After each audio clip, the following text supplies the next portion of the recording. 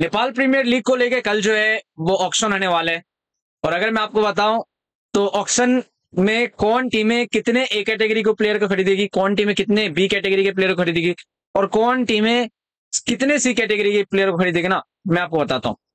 देखो दोस्तों, ये एनपीएल जो है वो काफी ऐतिहासिक होने वाला है। अगर आप मेरे से पूछो तो नेपाल प्रीमियर लीग का ये पहला सीजन है और ऑलरेडी आपने जो है वो मार्की प्लेयर के टाइम पे देख लिया होगा कि खिलाड़ियों को, जो मार्की प्लेयर जो है उनको कितने पैसे दिए गए थे।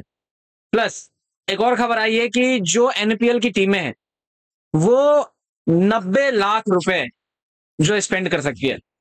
हालांकि मेरे हिसाब से थोड़ा कम रह गया, कम से कम यहाँ पे 1.5 करोड़ के आसपास जो है पर्स रखना चाहिए था, लेकिन 90 लाख रुपए जो है यहाँ पे कहा गया है कि आपको स्पेंड करना है और ये सारे खिलाड़ियों में स्पेंड करना है। जैसे कि अगर मैं आपको बताऊं तो category A, category B, category C, तीनों खिलाड़ियों में जो आपको स्पेंड करना है। सबसे पहले मैं अगर आपको बताऊं तो कैटेगरी ए पे से कितने प्लेयर ले सकते हैं, कैटेगरी बी से कितने ले सकते हो, कैटेगरी सी से कितने ले सकते हो। देखो, जो कैटेगरी में ए प्लेयर है, जो मतलब आप समझ लो जो नेपाल के मेन प्लेयर है, वो सारे को कैटेगरी ए में डाला गया है और उन सारे प्लेयर का जो है यहाँ पे ऑक्शन होगा कल।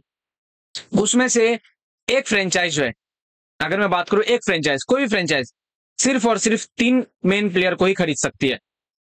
मतलब आपको तीनों कैटेगरी में से मिला के लेने पड़ेंगे। ए कैटेगरी में से आप सिर्फ 3 खरीद सकते हो, बी कैटेगरी में से आप सिर्फ 4 खरीद सकते हो और सी कैटेगरी में से जो आप 3 खरीद सकते हो। टोटल 10 खिलाड़ी खरीदने हैं यहाँ पे, मतलब एक टीम के अंदर, जिसमें से 3 ए, 4 बी में और सी में जो है 3 प्लेयर। तो ओवरऑल अगर मैं आपको बताऊं तो 90 लाख का पर्स जो है कहीं ना कहीं मेरे हिसाब से छोटा ही पड़ जाएगा। 1.5 करोड़ का एक होता बजट तो काफी बढ़िया था, लेकिन कोई दिक्कत की बात नहीं, पहला ही सीजन है। तो आप यहाँ पे देखोगे कल जो है बोली लगेगी यहाँ पे खिलाड़ियों की।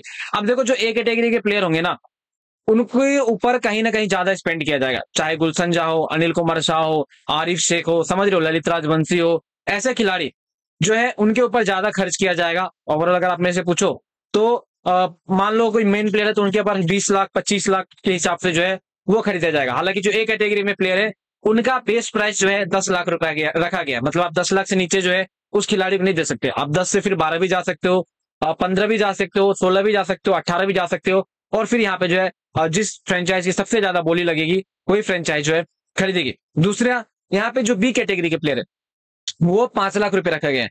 तो ओवरऑल देखो, ये जो बजट रखा गया है वो कहीं ना कहीं मतलब मैचअप करके रखा गया है और आप कह सकते हो कि आने वाले सीजन में जो है आपको और भी ज्यादा सक्सेस रेट देखने को मिलेगी अगर इस साल नेपाल प्रीमियर लीग को फायदा होता है तो।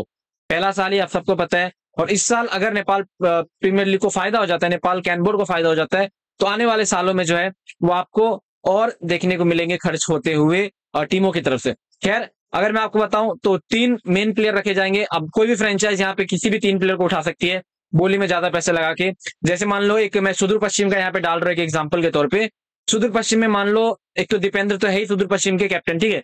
अब मान लो सुदूर पश्चिम का मन हुआ वो अनिल शाह को लेना चाहते हैं, तो सुदूर पश्चिम जो अनिल शाह के ऊपर बोली लगाएंगे और सारी फ्रेंचाइज को बोली लगाने का मौका दिया जाएगा। ऐसा नहीं है कि सिर्फ एक फ्रेंचाइज बोली लगाएगी, नहीं, सारे के सारे फ्रेंचाइज जो है वो बोली लगाएंगे। और जिस फ्रेंचाइज का 3 प्लेयर अगर पहले हो जाते हैं फिर वो प्लेयर कैटेगरी ए वाले प्लेयर पे बोली नहीं लगा सकते, समझ रहे हो। तो इस तरीके का रूल जो है वो रखा गया है। और बी कैटेगरी की अगर मैं बात करूं तो फिर बी कैटेगरी के हिसाब से जो है वो बोली वगैरह लगेगी। पहले देखो यहाँ पे मेरे हिसाब से ए कैटेगरी के प्लेयरों को खरीदा जाएगा, फिर बी और फिर सी जो है यहाँ पे ऐसे करके खरीदा जाएगा। तो कल से जो है आपको ऑक्शन देखने को मिला, कल 2 बजे से।